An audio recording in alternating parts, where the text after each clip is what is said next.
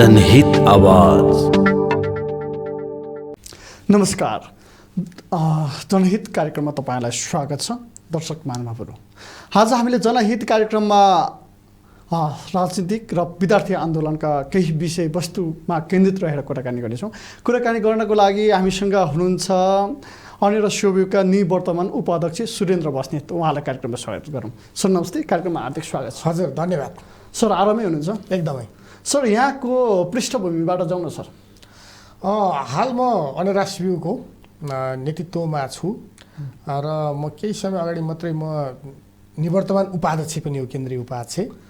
र अब स्वाभाविक रूपले अहिले कमरेड पुष्पकमल दाहाल प्रचण्ड र माधव कुमार नेपालले नेतृत्व गरेको नेपाल कम्युनिस्ट पार्टीमा पनि म आबद्ध छु। र म लामो समय करिब 2 दशक यतादेखि म नेपाली विद्यार्थी आन्दोलनमा अनवरत रूपले क्रियाशील छु। र त्यसै अन्तर्गत विगतमा मैले उच्च शिक्षा हासिल गर्ने सन्दर्भमा काठमाडौँको रत्नराज्य लक्ष्मी क्याम्पसबाट मैले पत्रकारितामा तथा आम सञ्चार विषयमा मास्टर्स सके पनि, र त्यही क्याम्पसमा म विद्यार्थी नेतृत्वको रूपमा स्वतन्त्र विद्यार्थी युनियनको सदस्यमा म 57 सालमा निर्वाचित भएँ। त्यसै गरी 60 सालमा सहसचिवमा म निर्वाचित भएँ। 62 सालमा सोभियुको उपसभापतिको रूपमा पनि म निर्वाचित भएँ। त्यही क्याम्पसको मैले अनेरा सोभियुको 28 महिनासम्म नेतृत्व गरेँ अध्यक्षको रूपमा। र चाहिँ म तत्कालीन अनेरा सोभियुको बागमती अञ्चल कमिटीको अध्यक्ष पनि भएँ। र तत्कालीन अनेरा सोभियु क्रान्तिकारीको नेवा राज्य भनेर भनिन्थ्यो त्यति बेला, त्यसको म संयोजक पनि भएँ। र अनेरा सोभियु क्रान्तिकारीको केन्द्रीय सदस्य, सचिवालय सदस्य हुँदै म संस्थापक प्रवक्ता पनि भएँ। त्यसपछि म केन्द्रीय सचिवको रूपमा पनि मैले विद्यार्थी आन्दोलन जिम्मा खेलेँ, निर्वाह गरेँ। र त्यस सँगसँगै केन्द्रीय उपाध्यक्ष हुँदै चाहिँ मैले अखिल क्रान्तिकारीको राष्ट्रिय सम्मेलन जो निर्वाचनको विधिबाट चाहिँ भएको थियो, त्यसबाट मैले चाहिँ केन्द्रीय उपाध्यक्षको रूपमा निर्वाचित पनि भएँ। र त्यस हिसाबले म क्रियाशील छु। सर, नेपालको राजनीतिक पद्धति किन स्थिर रहन सक्दैन? निश्चय नै नेपालमा आधुनिक नेपालको जसै यात्रा सुरु भयो, एउटा राजनीतिक अस्थिरता नेपालको सबभन्दा ठुलो समस्याको जडको रूपमा रह्यो। र पछिल्लो 46 सालदेखि यता त एकचोटि एउटा तथ्याङ्क पनि थियो, 24 वर्ष बित्दै गर्दा 24वटा सरकारहरू चाहिँ बनेको पनि हामीले देख्यौँ। कुनै पनि सरकार नटिक्ने। 7 साल यता हेऱ्यो भने अहिलेसम्म कुनै पनि प्रधानमन्त्री 5 वर्षसम्म टिकेको छैन। सामान्यतया चाहिँ आवधिक निर्वाचनको हिसाबले, हाम्रो संविधानहरूले परिकल्पना गरेको हिसाबले कुनै पनि सरकारहरू कमसेकम 5 वर्ष टिक्न पर्ने हो। तर आजसम्म एउटा सरकार पनि टिकेको छैन।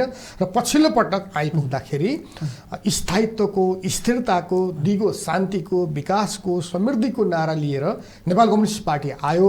धेरैले अपेक्षा गरेका थिए कि यो सरकार 5 वर्ष जानेछ, अब नेपालमा स्थायित्व हुनेछ भनेर भनेका थिए। तर विडम्बनाको कुरा भन्नुपर्छ, बिचमै यो नेपाल कम्युनिस्ट पार्टीको जहाज पनि दुर्घटनाग्रस्त भएको छ। र फेरि पनि राजनीतिक अस्थिरताको कालो बादल मडारिएको छ। हुनुको मुख्य कारण चाहिँ के हो सर पार्टीभित्र? निश्चय नै हामीले 74 सालको महानिर्वाचनमा जाँदै गर्दा जनताको बिचमा यो भनेका थियौँ कि अब नेपाल राजनीतिक अस्थिरताबाट धेरै नै गुज्रियो, यो नै नेपालको अविकासको प्रमुख कारण बन्यो। कुनै पनि सरकारहरू स्थिर हुन सकेनन्, स्थायित्व हुन सकेन। त्यसैले हामी विकास गर्छौँ, हामी समृद्धिको यात्रा अगाडि बढाउँछौँ, त्यो सँगसँगै मुलुकमा हामी राजनीतिक स्थायित्व पनि दिन्छौँ भनेर हामीले नारा लगाएको थियौँ। हामीले जनतालाई भोट मागेको थियौँ, हामीले जनताको बिचमा प्रतिबद्धता गरेको थियौँ। तर दुर्भाग्य, दुईटा ठुला communist party, Nepal communist party Emale र नेपाल कम्युनिस्ट पार्टी माओवादी केन्द्रको बिचमा एकता भयो। यो एकताले एउटा अभूतपूर्व लहर पनि सिर्जना गर्यो, माहौल पनि सिर्जना गर्यो। जनताको झन्डै 2/3 नजिकको बहुमतले हामीलाई समर्थन पनि गर्यो, भोट पनि गर्यो। हामीले एउटा ठुलो शक्ति, इतिहासमा कुनै पनि कम्युनिस्ट पार्टीको कुनै एउटा घटकले वा मिलेर कहिले पनि बहुमतसँग पनि नेपालमा आएको थिएन। तर यो 74 सालको निर्वाचनमा सामान्य बहुमत मात्रै होइन, हामीले 2/3 नजिकको अभूतपूर्व बहुमत नै प्राप्त गरेका थियौँ। र पार्टी एकता सँगसँगै हाम्रो पार्टीका दुईटा अध्यक्षको प्रणाली आयो, कमरेड केपी ओली र कमरेड प्रचण्ड। केपी ओलीले यो कुनै टेम्पो होइन, यो सानो गाडी होइन, यो ठुलो जहाज जेट विमान हो र जेट विमानमा 2टा पाइलट चाहिन्छन्, त्यसैले हामीले 2टा अध्यक्ष बनाएको भनेर केपी ओलीले भन्नुभएको थियो। तर ती 2टा जहाजका 2 पाइलटहरू मध्ये केपी ओलीले हठात रूपमा 3 वर्ष नपुग्दै जनताले 5 वर्षका निम्ति जसरी हामीलाई जिताएर ल्याएका थिए 3 वर्ष नपुग्दै तपाईँहरूले जनताको विश्वास त तोड्नु भयो नि, फेरि पनि तपाईँको निर्वाचन हुन लागेको छ। अब तपाईँहरू कसरी जनता सामु चाहिँ आफ्नो एजेन्डा बोकेर जानुहुन्छ? अब तपाईँहरूलाई जनतालाई कसरी विश्वास, जनताले गर्ने तपाईँलाई विश्वास र तपाईँले जनतालाई अब कसरी विश्वास दिलाउनु छ? अवश्य पनि हामीले 5 वर्षका निम्ति जनतासँग भोट मागेका हौँ। त्यसो भएरै हामीले भनिरहेका छौँ कि पछिल्लो चरणमा अघि यहाँले प्रश्न गर्नु भए जस्तो राजनीतिक अस्थिरता धेरै नै भयो भनेपछि 72 सालमा संविधान सभाको माध्यमबाट जुन संविधान हामीले जारी गर्यौँ नि, त्यो संविधानमा राजनीतिक स्थायित्वका धेरै प्रावधानहरू राखिएका छन्। त्यस अन्तर्गत विगतमा 9 महिना नपुग्दै अविश्वासको प्रस्ताव राख्ने गरिन्थ्यो। यो संविधानमा 2 वर्ष नपुग्दासम्म चाहिँ अविश्वासको प्रस्ताव नै राख्न पाइँदैन, नम्बर 1 कुरा। नम्बर 2 कुरा, आजको दिनमा नेपालको यो संविधानले, विद्यमान संविधानले प्रधानमन्त्रीलाई विघटन गर्ने अधिकार काहीँ पनि दिएको छैन। प्रधानमन्त्रीले असंवैधानिक कदम चाल्नु भएको छ, अराजनैतिक कदम चाल्नु भएको छ, अलोकतान्त्रिक कदम चाल्नु भएको छ। त्यसो भएरै हामी अहिले सडक आन्दोलनमा पनि गएका छौँ। हामीले भनेका छौँ यो विघटन असंवैधानिक छ, प्रतिनिधि सभा पुनर्स्थापना गरिनु पर्दछ। 5 वर्ष पुगेपछि मात्रै हामीले चुनावमा जाने हो। जनताले हिजो हामीलाई त्यत्रो 2/3को मत दिएका छन्। हामी के भनेर जाने त? हामी केपी ओलीलाई प्रश्न गर्न चाहन्छौँ कि हामीलाई 2/3ले पुगेन भनेर जाने त? यहाँ कतै कुर्सीको मोह त होइन। तपाईँहरू जस्तै अहिले सडक आन्दोलनमा हुनुहुन्छ होइन, जुन एउटा न्यायपूर्ण जनताको लागि, संविधानपूर्ण स्थापनाको लागि नै तपाईँहरू लडिराख्नु भएको छ। तर तपाईँहरूको यो आन्दोलन चाहिँ कहिलेसम्म जारी रहन्छ? जबसम्म यो प्रतिगामी कदम सच्याइँदैन, जबसम्म यो असंवैधानिक कदम सच्याइँदैन, जबसम्म विघटन गरेर अवरुद्ध पारिएको संसदलाई, प्रतिनिधि सभालाई पुनर्स्थापना गरिन्न, तबसम्म हाम्रो आन्दोलन जारी छ। हामीले त भनेका छौँ कि यो विघटनै भएको छैन, यो संसदलाई अवरुद्ध मात्रै पारिएको छ। किनभने प्रधानमन्त्रीलाई संसद विघटन गर्ने अधिकार यो संविधानले दिएकै छैन। आफूसँग नभएको अधिकार, जसरी हिजो राजा महाराजाहरूले, कुनै बेलामा राजा ज्ञानेन्द्रले अथवा इतिहासमा त्यस खालका राजा महाराजाहरूले जसरी संविधानमा नभएको प्रावधान टेकेर संविधानलाई कुल्चिएर, हिजो राजा महेन्द्रले 17 सालमा संसद विघटन गरेर कु गरेका थिए, त्यसै गरी पछिल्लो चरणमा शेरबहादुर देउवाले संसद विघटन गरेपछि त्यो रिक्तताभित्र, त्यो धमिलो पानीभित्र चाहिँ राजा ज्ञानेन्द्रले माछा मार्ने काम गरे। मुलुकको लोकतन्त्र अपहरणमा पर्यो, सङ्कटमा पर्यो र आज फेरि आएर केपी ओलीले जसरी यो संसदको विघटन गर्नुभएको छ, यसले अस्थिरता मचाउन खोज्ने शक्तिहरूलाई, देशी विदेशी तत्त्वहरूलाई फाइदा पुर्याउने काम गरेको छ। त्यसैले मुलुकका परिवर्तनका उपलब्धिहरू पनि सङ्कटमा परेका छन्। त्यसैले यी गलत क्रियाकलापहरू जबसम्म सच्याइँदैन, यो प्रतिगमन जबसम्म यसलाई सुल्टो पारिँदैन, तबसम्म हाम्रो आन्दोलन स्वाभाविक रूपमा जारी रहन्छ। तपाईँहरूको अब संसद फेरि पूर्ण गठन भएन भने तपाईँहरूको यो आन्दोलनले कस्तो रूप लिन सक्छ र तपाईँहरू कस्तो खालको आन्दोलनबाट चाहिँ फेरि उत्रिनुहुन्छ नेपाली जनताको न्यायपूर्ण हक र अधिकारको लागि? होइन, नेपाली जनताको असाध्यै ठुलो त्याग, बलिदान र उत्सर्गको परिणामस्वरूप 10,000को बलिदान भयो, मुलुकमा जनयुद्ध भयो, ऐतिहासिक जनआन्दोलन भयो, अरू विभिन्न जाति, क्षेत्र, वर्ग, लिङ्ग र समुदायका आन्दोलनहरू भए, मधेस आन्दोलन भयो, आदिवासी जनजाति आन्दोलन भयो। यी सबै आन्दोलनको परिणामस्वरूप हामीले गणतन्त्र प्राप्त गऱ्यौँ, हामीले संहिता प्राप्त गऱ्यौँ, हामीले धर्मनिरपेक्षता प्राप्त गऱ्यौँ, हामीले समावेशी र समानुपातिक राज्य प्रणालीको आधारशिला पनि खडा गऱ्यौँ। तर आज प्रधानमन्त्री केपी शर्मा ओलीमा सवार भएको जुन एउटा निर्वाचित तानाशाहको रूपमा जसरी उहाँले आफूलाई परिणत गर्नुभयो, त्यस सँगसँगै असंवैधानिक कदमहरू जसरी हठात रूपमा चाल्नुभयो, हामीलाई लागिरहेको छ कि यो गतिविधिले, यो क्रियाकलापले, प्रधानमन्त्रीको यो कदमले, अघि मैले भनेका हाम्रा उपलब्धिहरू आज ठुलो खतरामा परेका छन्। त्यस कारणले गर्दाखेरि ती उपलब्धिहरूलाई, ती परिवर्तनका मूल्यहरूलाई, जनताको त्यागले, आँसुले, बलिदानले, रगत र पसिनाले जे उपलब्धि हासिल गरेका छौँ, आज यो कदमले गर्दा ती सबै उपलब्धिहरू सङ्कटमा पर्नेको हामीले देखिरहेका छौँ। त्यसो भएको हुनाले गर्दाखेरि यो आन्दोलनको माध्यमबाट हामी जनताको बिचमा गएका छौँ र चाहिँ यसमा दुईटा स्टेप छन्। फेरि तपाईँले अब प्रतिनिधि सभा पुनर्स्थापना भएन भने के गर्ने भन्ने जो र कहाँसम्म आन्दोलनमा जाने भनेर जो यहाँले चर्चा गर्नुभयो, हामी सबैभन्दा पहिला त आशा गर्दछौँ, भरोसा गर्दछौँ र विश्वास गर्दछौँ कि प्रतिनिधि सभा विघटनको विरुद्ध आज सर्वोच्च अदालतमा मुद्दा विचाराधीन छ, त्यो सुनवाई चलिरहेको छ, बहस चलिरहेको छ। अब हाम्रो संविधान अनुसार संविधानको अन्तिम व्याख्याता, सर्वोच्च व्याख्याता भनेको त सर्वोच्च अदालत नै हो। हामी सर्वोच्च अदालतको ले संविधानको पक्षमा, लोकतन्त्रको पक्षमा र मुलुकको चाहिँ कानुनहरूको पनि माउ अथवा मूल कानुन हो संविधान। ठिक ढङ्गले व्याख्या गर्नेछ। सर्वोच्च अदालतले यो प्रतिनिधि सभा अवश्य पनि पुनर्स्थापना गर्नेछ, किनभने विघटन गर्ने ठाउँै छैन, प्रावधानै छैन।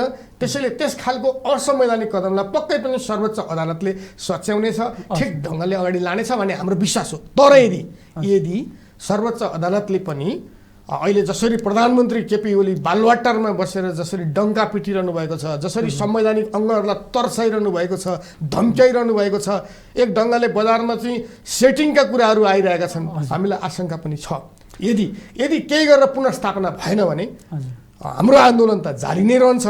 र हामीले देखिरहेका छौँ वैशाखमा चुनाव हुने त कुनै तयारी पनि देखिन्न। यो सरकारको घोषणा भइसकेको छ नि, घोषणा भएर हिजो यस्ता घोषणा त धेरै भयो नि हिजो हिरोजी। तपाईँको चाहिँ हिजो राजा महाराजाहरूले पनि धेरै नगर निर्वाचनका नौटङ्कीहरू पनि हामीले देख्यौँ नि त।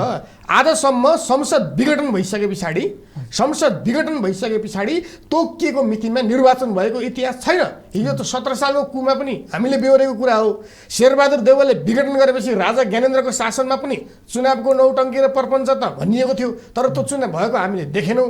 नगर निर्वाचनको नौटङ्की पनि हामीले बेहोरेका हौँ, घोषणा त भयो। सबै निर्वाचनहरू कानुनभन्दा बाहिर गएर, संविधानभन्दा बाहिर गएर, लोकतन्त्रभन्दा बाहिर गएर आयोजना गरिने सबै निर्वाचनका नाटकहरू मान्न हामी बाध्य छैनौँ। त्यसैले घोषणा हुँदैमा चुनाव हुँदैन, वैशाखमा चुनाव भनिएको छ। हेर्नुहोस् त, हिजो मात्रै अस्तिको दिन मात्रै गृहमन्त्री रामबहादुर थापाले चुनाव सर्ने सङ्केत गरिसक्नु भएको छ। केही दिन अगाडि अर्थमन्त्री विष्णु पौडेलले उहाँको टङ स्लिप भएको हो कि भित्री मनसाय दिमागमा भएको कुरो बाहिर निक्लेको हो। उहाँले त मङ्सिरको 17 र 21 भनेर उहाँले सार्वजनिक रूपमा मिडियामा बोल्नु नै भयो। त्यसैले अर्को कुरा, चुनाव वैशाखमा हुने भए म्यादी मन्त्री 3 महिनाको लागि म्यादी मन्त्री खानालाई चाहिँ मान्छेहरू जाने थिएनन्। हिजो उप प्रधानमन्त्री भइसकेका टोपबहादुर रायमाझी जस्ता व्यक्तिहरू अथवा अरू कतिपय व्यक्तिहरू आज जसरी सरकारमा गएका छन् चाहिँ उहाँहरू चुनावको नारा त लगाइन्छ। हेर्नुहोस्, चुनाव भनिन्छ पनि, चुनावको रटान लगाइन्छ, तर त्यो सत्ता लम्ब्याउने प्रपञ्च मात्रै। अब मलाई भन्नुहोस् कि नेकपा अब विभाजन हुन्छ कि हुँदैन? निर्वाचन आयोगले त तपाईँको एउटा चुनाव चिन्ह सूर्यको लागि एउटा ओली समूह, एउटा प्रचण्ड माधव समूहलाई नदिने, यो नेकपाकै रहने भने चाहिँ यो पार्टी फुट्ने अब चाहिँ सम्भावना छ कि छैन? पार्टी फुट्छ कि फुट्दैन नेकपा? होइन, राजनीतिक रूपले भन्नुहुन्छ भने त आज कमरेड प्रचण्ड र कमरेड माधव नेपालले नेतृत्व गरेको नेपाल कम्युनिस्ट पार्टी यो नै आधिकारिक पार्टी हो र यो पार्टी एक ढिका छ, यो पार्टी फुटेको छैन। सँगसँगै तपाईँहरूले एउटा अब ओली समूह बालुवाटारमा हुनुहुन्छ, अब प्रचण्ड माधव समूह सडकमा हुनुहुन्छ, तर फेरि तपाईँ अहिले भन्नुहुन्छ कि एक ढिका छ। अब कसरी चाहिँ तपाईँले बताउनुहोस् त कसरी? मैले भने नि त पार्टीको निर्वाचन कि तपाईँहरूको नाटक मात्र हो, जनतालाई भुल्याउने, जनतालाई आश्वासन देखाउने नाटक हो? होइन, केपी शर्मा ओली जो हाम्रो पार्टीको एकजना अध्यक्ष हुनुहुन्थ्यो, हाम्रो पार्टीको केन्द्रीय कमिटी बजारमा भोज भतेर लगाएर बालुवाटारमा कहाँ कता के भयो त्यो हामी जान्दैनौँ। विधानभन्दा विपरीत, संविधानभन्दा विपरीत, अराजनीतिक ढङ्गले, अलोकतान्त्रिक ढङ्गले, अवैधानिक ढङ्गले बजारमा निर्माण गरिएको कमिटी त निर्वाचन आयोगले नै खारेज गरिदिइसक्यो। होइन, नेपाल कम्युनिस्ट पार्टीको केन्द्रीय कमिटी 441 सदस्यीय जो निर्वाचन आयोगमा पार्टी एकताको दौरानमा दर्ता भएको थियो। आज म निर्वाचन आयोगले एउटा कुरामा म धन्यवाद पनि दिन चाहन्छु कि 441 सदस्यीय केन्द्रीय कमिटी जो निर्वाचन आयोगमा हामीले पार्टी एकताको दरमियानमा पहिल्यै बुझाएका थियौँ, त्यो पार्टी नै नेपाल कम्युनिस्ट पार्टी हो, त्यो पार्टी नै आधिकारिक पार्टी हो भनेर निर्वाचन आयोगले भन्यो। यसो भन्दै गर्दा आज प्रचण्ड र माधव नेपालले नेतृत्व गरेको पार्टीको केन्द्रीय कमिटीमा त्यही 441 सदस्यीय केन्द्रीय कमिटी हो, आधिकारिक त हामीलाई दिएको छ भन्ने हाम्रो दाबी हो। किनभने केपी ओलीको त एउटा बालुवाटारमा भतेर लगाएर एउटा हजारीलाल कमिटी पहिला उहाँहरूले 1100 भन्नुभयो, पछि 1500 भन्नुभयो, अझै सुनिँदैछ 2200 2500 पुर्याइदिएछ अरे। होइन, उहाँहरूको 1100 को जुन केन्द्रीय कमिटी थियो नि, हो त्यो कमिटीलाई त निर्वाचन आयोगले आधिकारिक त भनेन। निर्वाचन आयोगले त 441 सदस्यीय कमिटीलाई आधिकारिक भन्यो। हो, त्यो 441 आधिकारिक तपाईँहरूको समूहको पर्छ कि केपी ओली समूहको चाहिँ आधिकारिकको नेकपा? होइन, यो त घामलाई छर्लङ्ग छ नि। यो त हामी कुनै राणा शासनमा छैनौँ, पञ्चायती कालारात्रिमा छैनौँ, जङ्गैले जे बोल्यो सकियो भनेर जङ्गबहादुरले कुनै बेलामा जे फरमान उर्दी जारी गर्यो त्यही नै मुलुकको कानुन बन्थ्यो, मुलुकी ऐन बन्थ्यो। त्यो राणा शासनको कुरा हो। आज हामी 21औं शताब्दीका सचेत चाहिँ नागरिकहरू हौँ र आज हामी सङ्घीय लोकतान्त्रिक गणतन्त्रमा छौँ। निर्वाचन आयोगले आधिकारिक भनेर जुन 441 सदस्यीय केन्द्रीय कमिटीलाई भन्यो नि हो, त्यो 441 मध्ये आजको दिनमा 295 जनाको, केही मान्छेहरू बाहिर हुनुहुन्थ्यो, त्यो 300 नै पुग्छ। सरी, 441 को 2/3 बहुमत आज प्रचण्ड र माधव नेपालको पक्षमा छ। लोकतन्त्रमा त बहुमतको निर्णय नै सर्वोपरि हो नि। सकेसम्म सहमति गर्ने, सहमति हुन सकेन भने बहुमतको आधारमा निर्णय गर्ने त हाम्रो विधानमै व्यवस्था छ।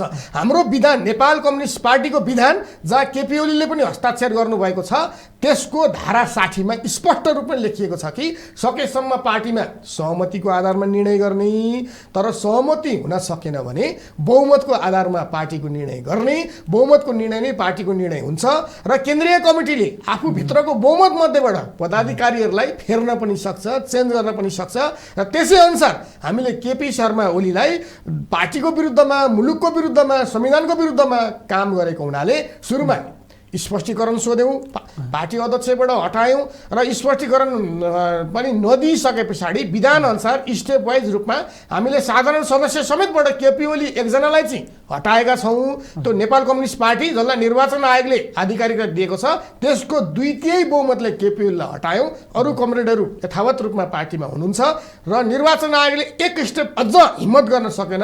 सायद चाहिँ त्यहाँ अलिअलि सत्ताको छाया परेको हामी अनुभूति गर्छौँ।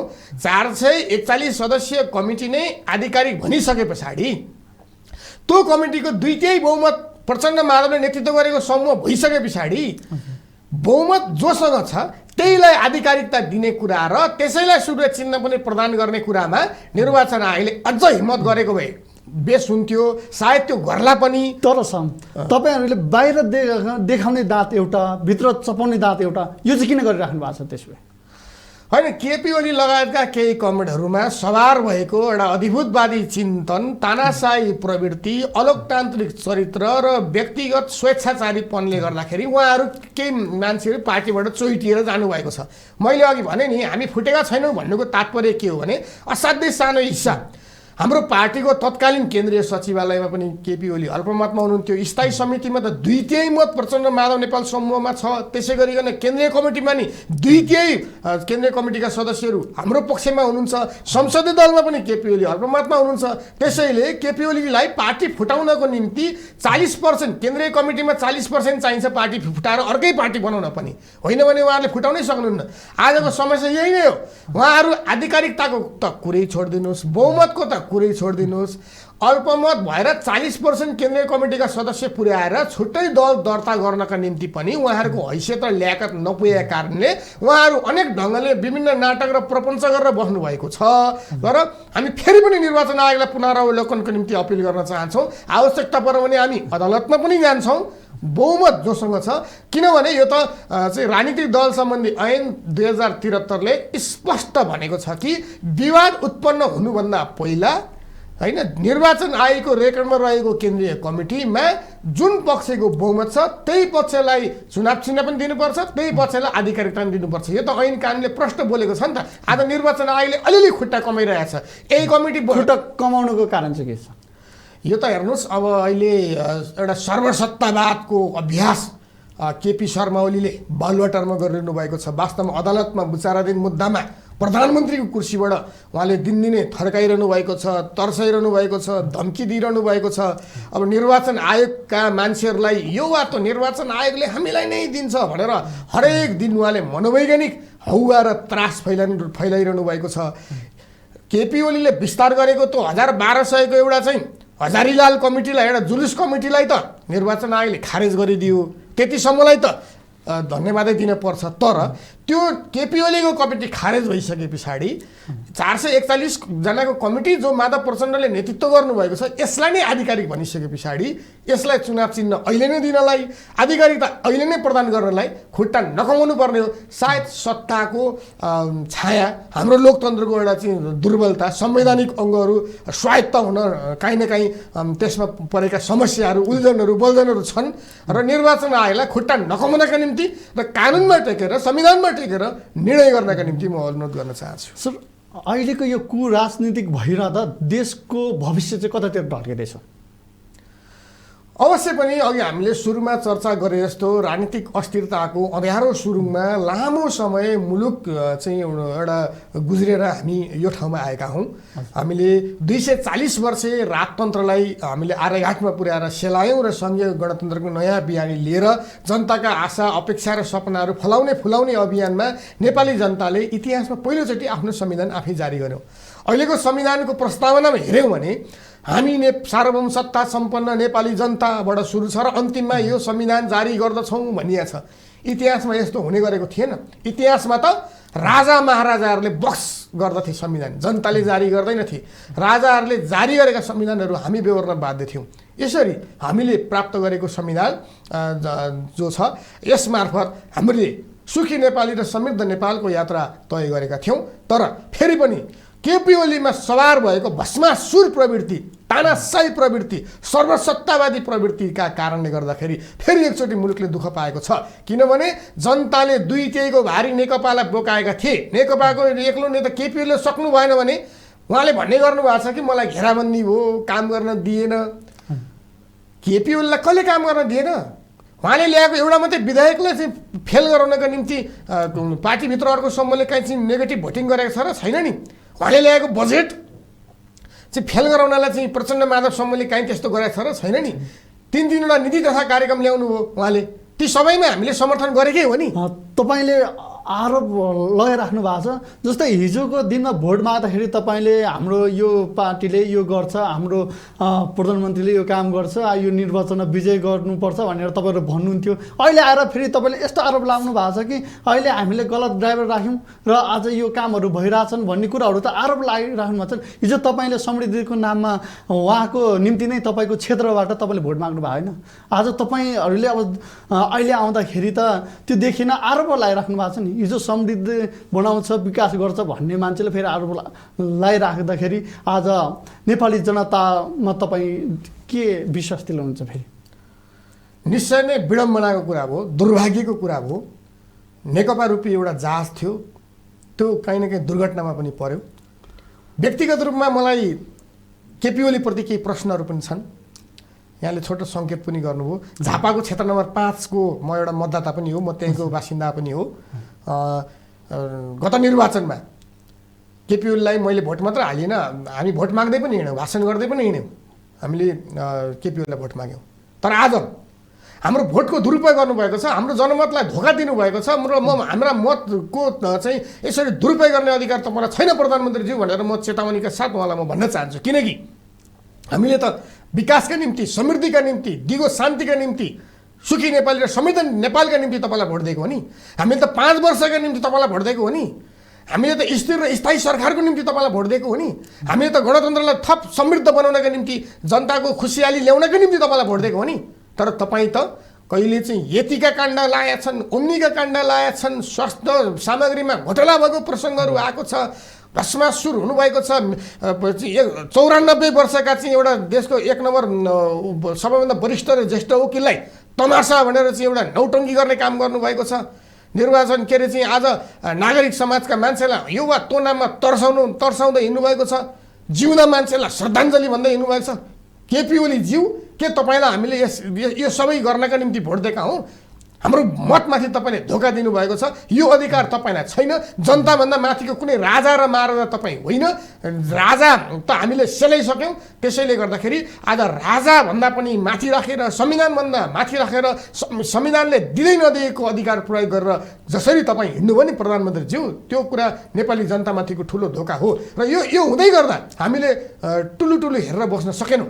पार्टीभित्र पार्टीको एउटा नेताले, हिजो हामीले नै बनाएको नेताले जनतालाई धोका दिइसकेपछि, पार्टीलाई धोका दिइसकेपछि अब हामी टुलु हेरेर बस्ने कुरा त थिएन। त्यसैले हामीले पार्टीभित्रै उहाँलाई कारबाही गर्नुपर्ने भयो, स्पष्टीकरण लिनुपर्ने भयो। कारबाही हुन्छ कि हुँदैन? त्यसो भए कारबाही त अब पार्टीगत रूपमा त हामीले उहाँले चाहिँ जेट विमानको पाइलट भनेर भन्नुभएको थियो, तर उहाँ त बैलगाडाको पाइलट हुनुहुँदो रहेछ, बैलगाडाको चालक हुनुहुँदो रहेछ। किनभने यो गणतन्त्रमा जानु भनेको बैलगाडा चढेर अमेरिका जानु जस्तै हो, यो सम्भव छैन भनेर उहाँले चाहिँ त हिजो त्यसो भन्नुभयो।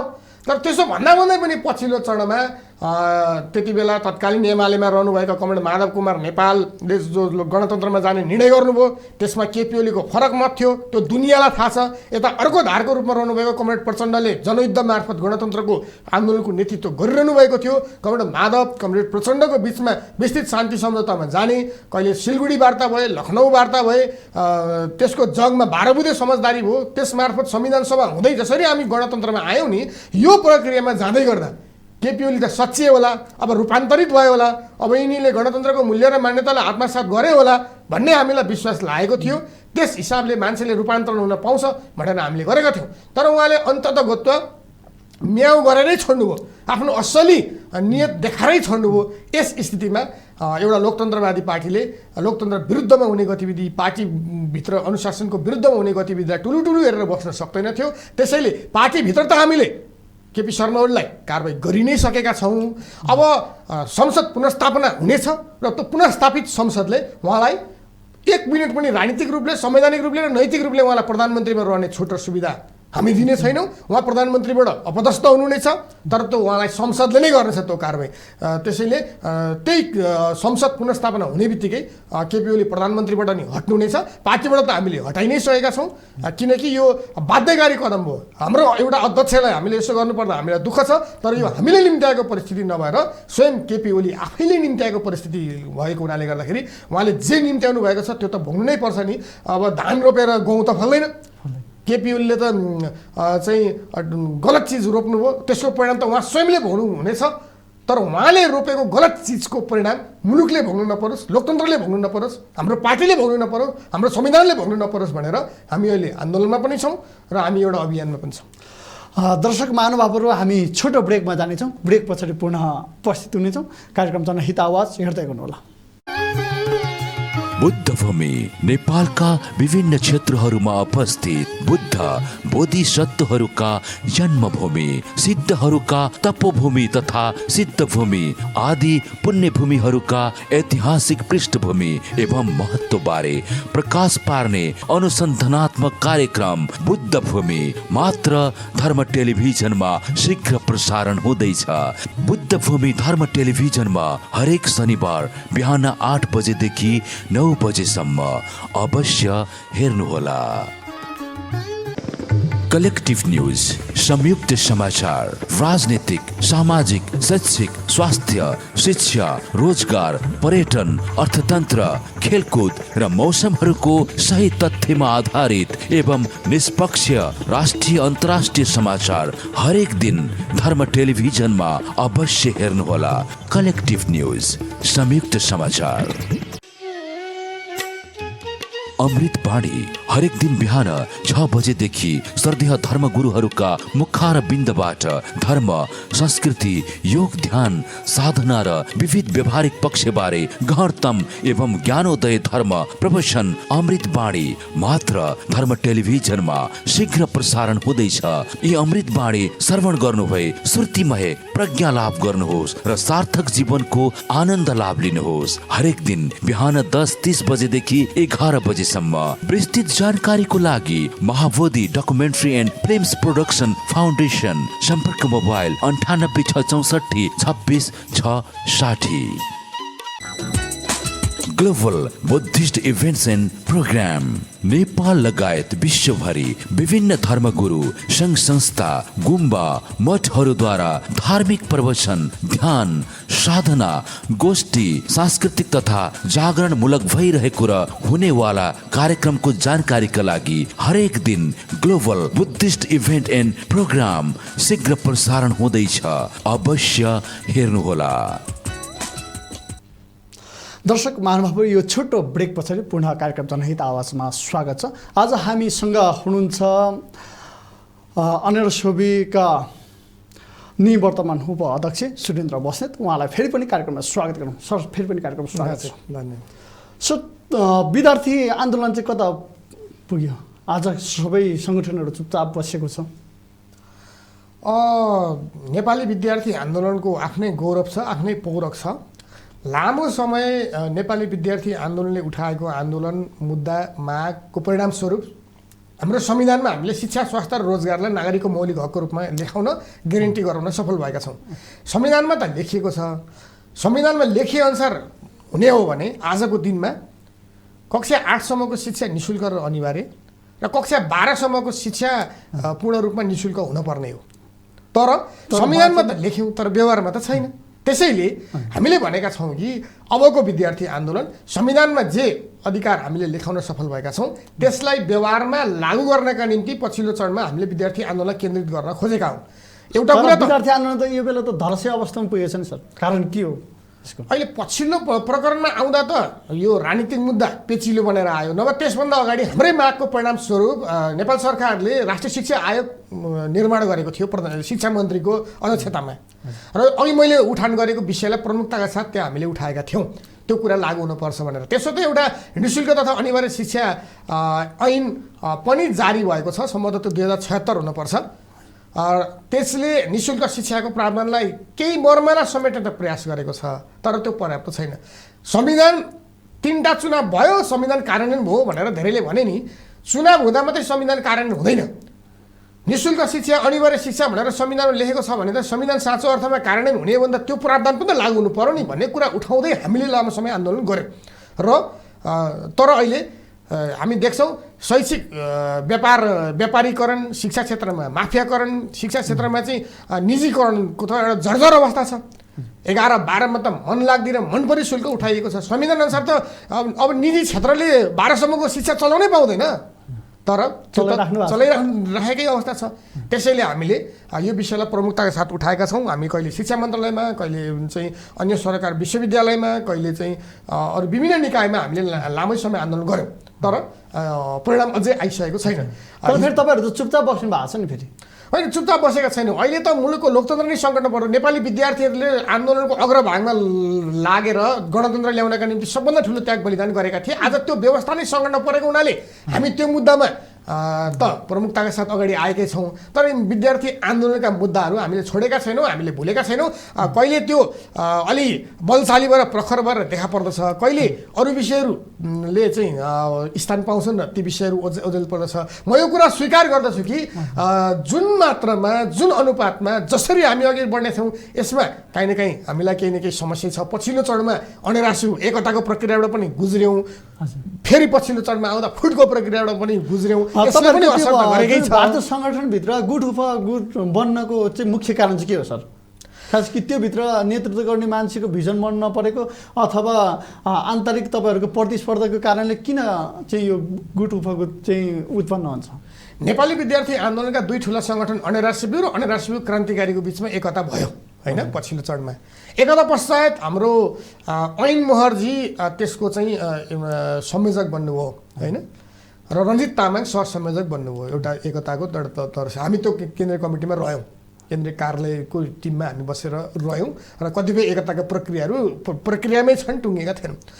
यो 2 वर्षको अवधिमा अनेरासिब्यू जस्तो नेपालको राष्ट्रियताको आन्दोलनमा, लोकतन्त्रको आन्दोलनमा, शैक्षिक जागरण र रूपान्तरणको आन्दोलनमा, जनजीविकाको आन्दोलनमा, सडक बाघको रूपमा, प्रतिपक्षीय सङ्गठनको रूपमा दबाब जागरण र खबरदारीको झन्डा अनेरासिब्यूले अत्यन्तै सशक्त र प्रखर ढङ्गले उठाउँदै आएको हाम्रो गौरवशाली इतिहास छ। तर पछिल्लो चरणमा ऐनजी आइसके पछाडि उहाँले नेपाली विद्यार्थी आन्दोलनमै अनेकौँ प्रश्नहरू खडा गर्दै यसलाई भ्रष्टीकरण गर्ने, यसलाई चाहिँ बदनामित गर्नेतिर उहाँ उद्धत हुनुभयो। इतिहासमा अनेरासिब्यू कहिले पनि सत्ताको भजन कीर्तन गर्ने मण्डलीय सङ्गठन थिएन। हामी हिजो पञ्चायत कालमा राजाको वकालत गर्ने एउटा राष्ट्रवादी विद्यार्थी मण्डल भन्ने थियो, उसको एकमात्र काम भनेको राजा महाराजाहरूको भजन कीर्तन गर्ने र परिवर्तनका आवाजलाई कुल्छने र चाहिँ सत्ताको भत्ता खाएर मैबत्ता भएर सुण्ड मुसुण्डहरूको झुन्ड लिएर वितण्ड मचाउन हिँड्ने तत्त्वहरू उद्धत थिए र तिनलाई हामीले मण्डलीय विद्यार्थी सङ्गठनको रूपमा चित्रित गर्ने, उद्धृत गर्ने गर्दथ्यौँ। पछिल्लो चरणमा अनेरासिब्यूभित्र ऐन मोहर प्रवृत्ति त्यही मण्डलीय प्रवृत्तिको रूपमा यसरी आयो कि आन्दोलनका मुद्दाहरू छोडिदिने, परिवर्तनका मुद्दाहरू छोडिदिने, विद्यार्थी समुदायको बिचमा नजाने, नेपाली विद्यार्थी आन्दोलनको दबाब जागरण र खबरदारीको झन्डा नउठाउने, केपी ओलीको बिहान पनि भजन गाएको छ, दिउँसो पनि भजन गाएको छ, कीर्तन गाएको छ, सत्ताको निर्लज्जपूर्वक चाहिँ दासत्व स्वीकार गरेको छ, आन्दोलनलाई छोडिदिएको छ र सत्ताको चाहिँ तर मार्नलाई चाहिँ दिनरात हिँडेको छ। यसले पनि नेपाली विद्यार्थी आन्दोलनमा निकै डिस्टर्ब त गर्यो, तर त्यो खराब प्रवृत्तिका विरुद्ध, त्यो मण्डले प्रवृत्तिका विरुद्ध, त्यो दासत्वको विरुद्ध हामीले तीभित्रबाट विद्रोहको झन्डा उठायौँ। ऐन मर्जी र उहाँकोलाई चाहिँ हामीले कारवाही गऱ्यौँ र अब यो आन्दोलनलाई सम्हालेर यसलाई समेटेर यसलाई उही क्रान्तिकारी धारमा, उही दबाव र जागरणको धारमा, उही प्रतिपक्षीय धारमा, उही जनपक्षीय धारमा र उही विद्यार्थीहरूका शैक्षिक मुद्दा र एजेन्डा बोक्ने धारमा फर्काउने प्रयासमा हामी छौँ र अहिलेको राजनीतिक प्रतिगमन विरोधी राजनीतिक आन्दोलन सँगसँगै शैक्षिक मुद्दाहरूलाई पनि जोडेर लाने दिशामा हामीले काम गर्न खोजिरहेका छौँ। अब विद्यार्थीको आन्दोलन कस्तो बाटोमा तयारी हुँदैछ सर? कसरी चाहिँ तपाईँहरू चाहिँ विद्यार्थी आन्दोलन पूर्णता दिन जानुहुन्छ? होइन, मैले अघि पनि भने अब जस्तो भनौँ न, राजनीति चाहिँ सबै चिजको मुहान हो, माउ नीति हो। सुन्दरी जल पानीको मुहान हो भने त्यो मुहानबाट घर घरमा हाम्रो घर घरमा धारोहरू आउँछ पानीको।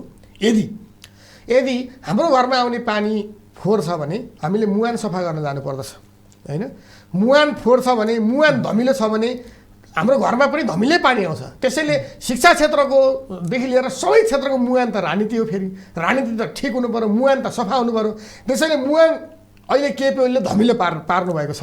राजनीतिको मुहान धमिलो भएको हुनाले त्यसबाट आउने पानी पनि धमिलो नै हुन्छ र त्यसबाट निर्देशित हुने शिक्षा क्षेत्र पनि धमिलो नै हुने भयो। त्यस कारणले मुहान सफा गर्न त हामीले लाग्नु नै छ। यो हाम्रो प्राथमिक दायित्व, आधारभूत दायित्व हो। तर सँगसँगै विद्यार्थी आन्दोलन, अब हिजो पञ्चायत कालमा राजनीतिक दलहरूलाई प्रतिबन्ध लगाइएको थियो। त्यस बेलामा विद्यार्थी सङ्गठनहरूले नै वाक स्वतन्त्रता, अभिव्यक्ति स्वतन्त्रतादेखि लिएर लोकतन्त्रको झन्डादेखि लिएर पार्टीले गर्ने कुरा पनि विद्यार्थी सङ्गठन आफैले गर्नुपर्ने हुन्थ्यो, किनकि विद्यार्थी सङ्गठन प्रतिबन्धित थिएनन् पञ्चायत कालमा। तर पछिल्लो चरणमा आइपुग्दा अहिले त दलहरू प्रतिबन्धित त छैनन्, राजनीतिक दलहरू प्रतिबन्धित छैनन्, खुल्ला नै छन्। राजनीतिक कुरा त राजनीतिक दलहरूले नै गर्न सक्छन्। यसो हुँदा विद्यार्थी आन्दोलनको भूमिका बदलिएको छ। आज राजनीतिक मुद्दा पार्टीलाई नै मूल रूपमा जिम्मा लगाएर हामीले शैक्षिक मुद्दा, शैक्षिक एजेन्डातिर विद्यार्थी आन्दोलन फर्काउनु पर्नेछ। यो सँगसँगै विद्यार्थी आन्दोलनको नयाँ एजेन्डा, नयाँ परिभाषा हामीले खोज्न जरुरी छ। मुलुक सङ्घीयतामा गएको छ। सङ्घीय आवश्यकता बमोजिमको नयाँ शिक्षा नीति निर्माण गर्नका निम्ति संविधानमा शिक्षाका खातिरमा व्यवस्था गरिएका प्रबन्धहरूलाई लागू गर्नका खातिर, शिक्षा जसलाई मौलिक हक बनेको छ त्यसलाई जीवन व्यवहारमा लागू गर्नका खातिर र हरेक वर्ष हजार शैक्षिक बेरोजगारहरूको जो जनशक्ति जो तयार भएको छ, आज त्यसलाई पलायन हुन नदिनका निम्ति ब्रेन ड्रेनको खतरा भएको छ। आज मान्छेहरू विदेशी न बाध्य छन्। 60 लाखभन्दा बढी नेपालीहरू मुलुक छोडेर बाहिर रोजगारीको खोजीमा लागिरहेका छन्। ती नेपालीहरूलाई आज हामीले देशमा फर्काउनु परेको छ। हाम्रै देशको कुटो कोलालो गरेर, हाम्रै देशको स्रोत साधन परिचालन गरेर, हाम्रै देशको जल जमिनदेखि लिएर जडीबुटीदेखि लिएर यहाँका तमाम खाले पर्यटनका कुरा, कृषिका कुरादेखि लिएर अरू हाइड्रोका कुराहरू छन्। यसैले हामीले हाम्रो देश बनाउनका निम्ति योग्य, दक्ष जनशक्ति निर्माण गर्नका निम्ति पनि हामीले विद्यार्थी आन्दोलन अब त्यस ढङ्गको दिशामा परिचालित गर्नु। तपाईँहरूले शैक्षिक क्षेत्रमा विद्यार्थी आन्दोलन गर्नुभयो, तर शैक्षिक नीतिमा चाहिँ किन परिवर्तन आउन सकेन सर? जस्तो तपाईँ आन्दोलन त गरिराख्नु भएको छ, भन्नुभएको छ, तर शैक्षिक नीतिमा त परिवर्तन आएको देख्दैनौँ। होइन नि, हामीलाई जति चाहिएको थियो त्यति त भएन होला, तर केही नै नभएको भन्ने प्रश्न होइन। शिक्षामा नि धेरै परिवर्तन भएका छन्। अघि मैले भने नि, शिक्षालाई मौलिक हक भनेर संविधानमा लेखाउनु यो अभूतपूर्व परिवर्तन हो, चान्चुने कुरा होइन। लागू गर्न बाँकी छ, त्यसमा त अब हामी लाग्छौँ नि, होइन? त्यसै गरिकन हिजो चाहिँ राजा महाराजाहरूको स्तुति गानमा आधारित परम्परागत पाठ्यक्रमहरूलाई आज वैज्ञानिक, समयानुकूल र नयाँ परिवर्तनका मूल्य र मान्यता सहितको पाठ्यक्रमहरू परिवर्तन भएको छ। यो पनि अर्को कुरा हो।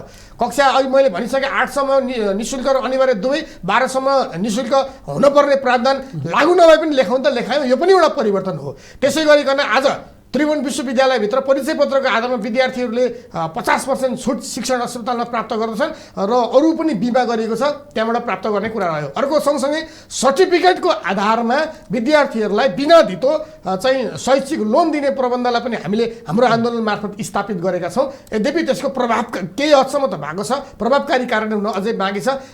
केही नभएको भन्ने कुरा त होइन, तर जति हुनुपर्ने भएको छैन, त्यसैले त हामी निरन्तर लागिरहेको छौँ। तपाईँको विद्यार्थी सङ्गठनभित्र जति छ नि सर विद्यार्थीको हक र अधिकारको लागि आन्दोलन गरिराख्नु भएको छ, तर त्यो भित्र पनि कमिसन चलिराखेको पनि छ सर। केही सङ्गठनहरूले यस्तो गरिदिन्छ उसो गरिदिन्छ, विद्यार्थीको न्याय त भएन सर, कमिसन पो चलाइरहेका छन् यति धेरै ठाउँहरूमा। तपाईँले त्यो विषयमा चाहिँ कसरी लिनु भएको छ र तपाईँले पनि पक्कै पनि विभिन्न सञ्चार माध्यममा पनि आएको देख्नु भएको छ होला, किन यो कमिसन भित्रभित्र कमिसनको घोटाला चलाइरहेको छ नि कुनै विद्यार्थी सङ्गठनहरूले त?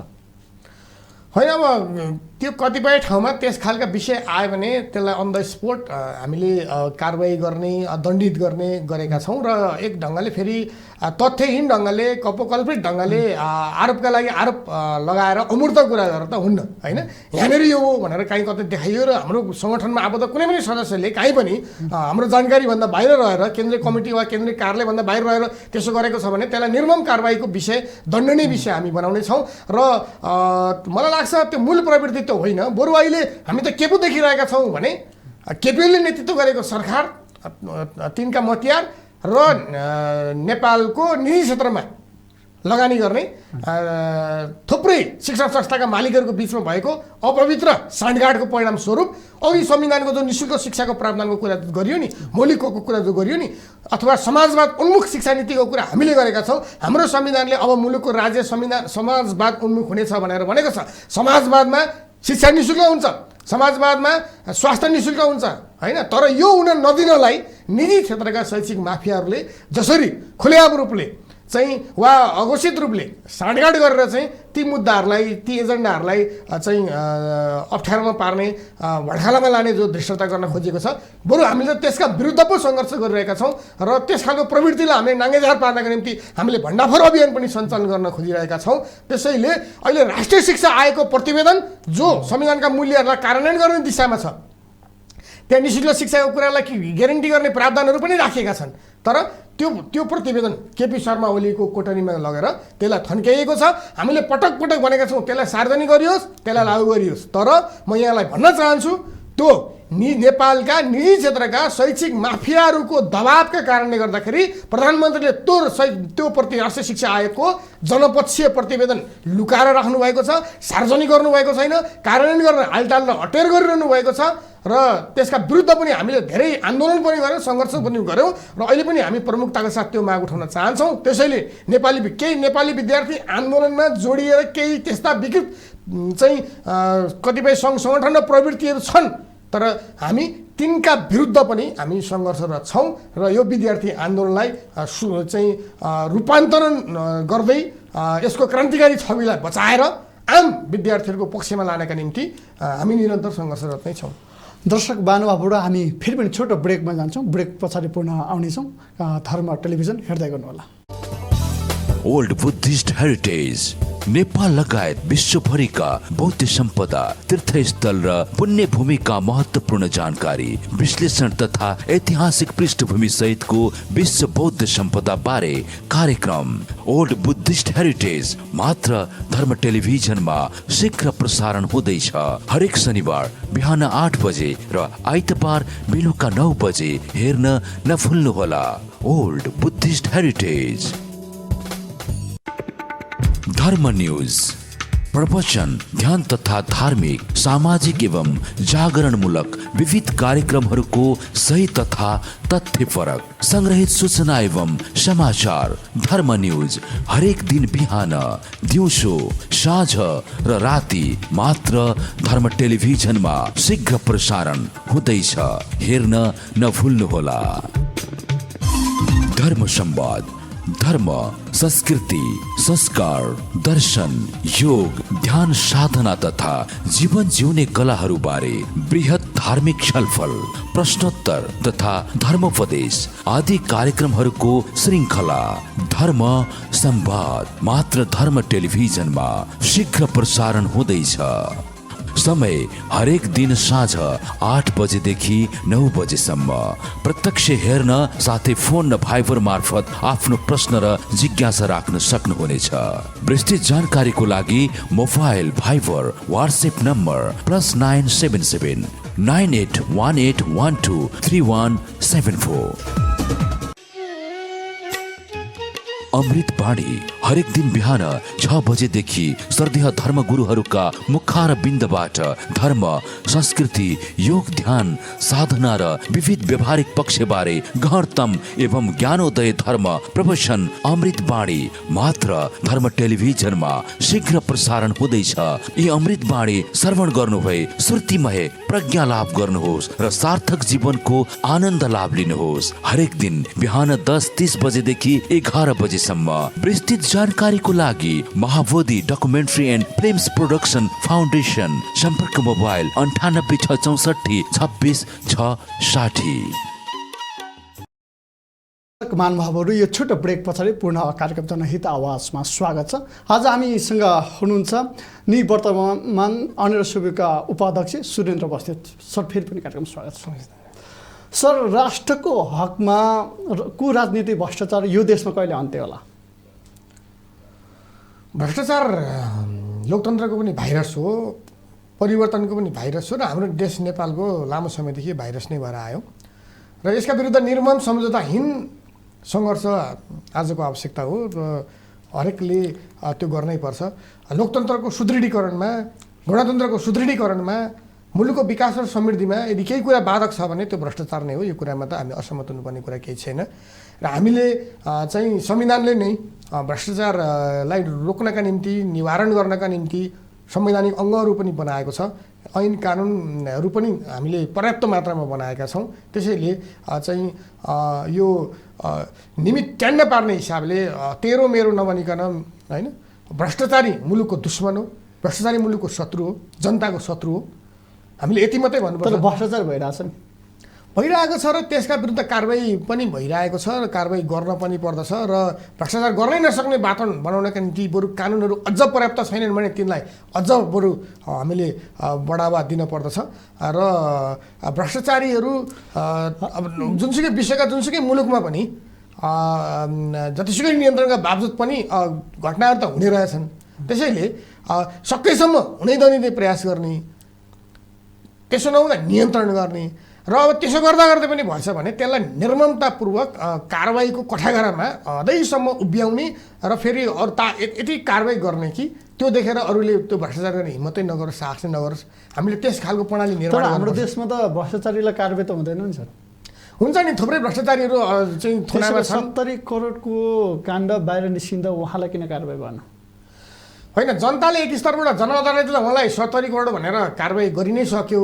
हुन त हाम्रो प्रधानमन्त्री केपी ओलीले चाहिँ काभ्रे जिल्लामा गएर एउटा तराजुमा हाम्रो गोकुल बास्कोटालाई राख्दै गर्दा बाँकी अरू सबैलाई अर्कोतिर राख्दा गोकुलकै तौल भारी छ ओजन भनेर उहाँले भन्दै पनि गर्नुभयो होइन। प्रधानमन्त्री केपी ओलीप्रति त हाम्रो प्रश्न छ।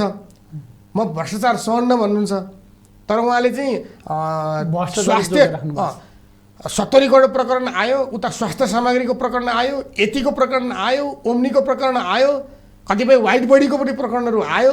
यी प्रकरणहरूमा प्रधानमन्त्री ओलीले कहीँ न कहीँ संरक्षण गर्ने भूमिका दिनुभयो। तर म कहाँ भन्न चाहन्छु भने फेरि यो मुलुकको प्रधानमन्त्रीले नै त्यस ढङ्गले संरक्षण गर्नु यो त दुर्भाग्य हो।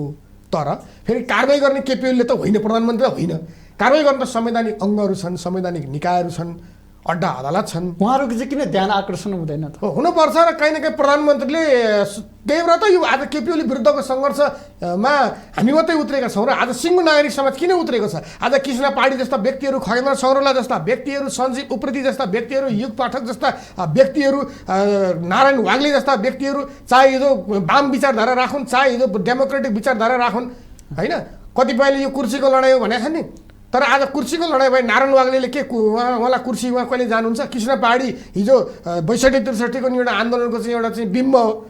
आज उहाँहरू किन जानुभएको छ भन्दा आज खास गरिकन केपी ओलीले संविधान त मासेका छन्, पार्टीभित्र त गलत प्रवृत्ति मचाए उनले लोकतन्त्रलाई सङ्कटमा पार्ने प्रयास गरिरहेछन्। मिडिया विधेयक ल्यायो, काहीँ न काहीँ गरेर हेर्नुहोस् केपी ओलीको यही प्रवृत्ति बढ्दै गयो भने सबभन्दा पहिला मिडियामाथि उनको कुदृष्टि सुरु हुनेवाला छ। त्यसैले यहाँ अभिव्यक्ति स्वतन्त्रताको रक्षाको निम्ति, वाक स्वतन्त्रताको रक्षाका निम्ति, लोकतन्त्रलाई सुचारू गर्नका निम्ति, जनताको अधिकारलाई सुचारू गर्नका निम्ति, निरङ्कुश प्रवृत्तिलाई निरुत्साहित पार्नका निम्ति आज नेकपा मात्रै होइन, नेपाली काङ्ग्रेस मात्रै होइन, जनता समाजवादी पार्टी मात्रै पनि होइन, सिङ्गो नागरिक समाज आज सडकमा आएको छ। देशका सारा कानुन यी क्षेत्रका कानुन व्यवसायीहरू आज आएका छन्। आज केपी ओलीको पक्षमा अदालतमा बहस गर्ने वकिलहरू हिजो राजा ज्ञानेन्द्रको जुठो बुरो खाएर राजतन्त्रको भजन कीर्तन गर्ने मान्छेहरू मात्रै केपी ओलीका पछि आज सानो झुन्ड मात्रै छ अदालतमा पनि। यस्तो किन भइरहेको छ? आज चाहिँ अब के अरे लोकतन्त्र गणतन्त्र नै सङ्कटमा परेको हुनाले गर्दाखेरि समाजका सबै तह तबका क्षेत्रका मान्छेहरू छन् र यो सबै मिलेर भ्रष्टाचारीलाई पनि काहीँ न काहीँ केपी ओलीले प्रश्रय दिनुभएको छ र तीस खालका भ्रष्टाचारीहरूलाई चाहिँ कारवाही गर्नका निम्ति संवैधानिक अङ्गलाई कमजोर पार्ने चाहिँ जो कार्यपालिकाका प्रमुख प्रधानमन्त्री हुन्छन् हो, जुन असंवैधानिक छ तर काहीँ न काहीँ राज्य सत्ताको डन्डा प्रयोग गरेर संवैधानिक अङ्गहरूलाई कमजोर पार्ने धृष्टताका विरुद्ध पनि यो मुलुकमा हामीले सङ्घर्ष गर्नुपर्ने भएको हुनाले नै गर्दाखेरि आज यो लडाइँले एउटा व्यापकता प्राप्त गरेको हो। र यहाँले भन्नुभयो जस्तो भ्रष्टाचार त मुलुकको भाइरस हो, त्यसका विरुद्धको सम्झौताहीन सङ्घर्ष त हामीले गर्नै पर्छ नि। देश निर्माण र समृद्धिको लागि हाम्रो देशमा कस्तो खालको लिडरसिपको आवश्यकता छ? एउटा अङ्ग्रेजीमा एउटा भनाइ छ, leader is the one who knows the way, shows the way and goes the way भन्ने छ कि नेता त्यही हो जसले बाटो देखेको छ, अरूलाई देखाउन पनि सक्छ र देख्ने र देखाउने मात्रै होइन, त्यो बाटोमा आफै हिँड्न पनि पर्यो होइन। हामी कहाँ विगत के हो भने कसैले बाटो त देखेको छ, अरूलाई नदेखाउने, अरूलाई देखाउने तर आफू नहिँड्ने होइन। तर यो खालको प्रयोग छ, बाटो देख्नु, भिजन देख्नु पर्यो, अरूलाई देखाउनु पनि पर्यो र त्यसमा आफू हिँड्नु पनि पर्यो।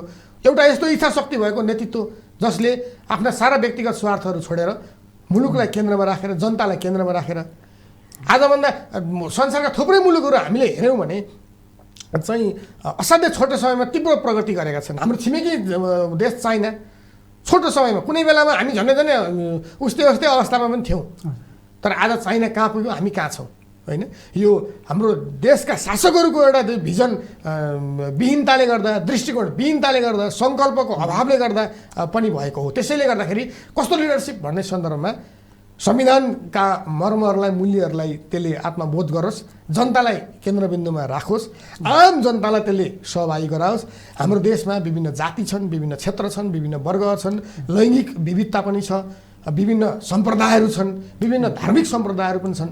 यी सबैलाई एउटै मालामा उनेर राष्ट्रिय एकता कायम गर्दै एकले अर्कोलाई निषेध गरेर होइन, हातेमालो गरेर सबैलाई समेटेर मुलुकलाई फुलाउने अभियानमा एउटा चाहिँ राष्ट्रको नेता आजको आवश्यकता हो। र कमसेकम केपी ओलीले त्यो गर्नुहुन्न।